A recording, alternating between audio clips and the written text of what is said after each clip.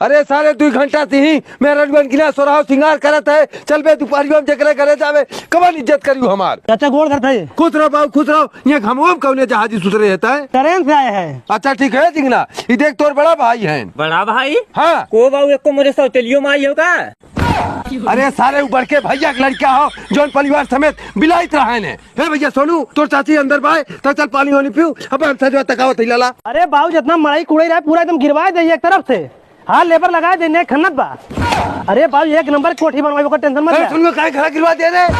अरे बाबू कहने फोन के पूरा घर गिरवा के एकदम फिर से बनवाओगे। तो साले अपन हिस्सा गिरवाओ हमार दीवार खड़ी कर। अरे पहले पूरी बात सुना चाचा। कौन बात सुनी हम कहा रहा चलो गरा गिरवा दे हमार कुल। अरे बनवावत थी ना बनवावत हम पूरा घर गिरवा के बनवावत थी ना। ठीक ना ला लाठी रे मार सारे को बात फाड़ अरे मतलब पहले बात सुना पूरी। कहाँ सुनी? बाबू कहने पूरा घर गिरवा के बनवा दे चाचा रही में हमने ना रहा। ठीक है ले चल भैया पानी वानी पियाओ।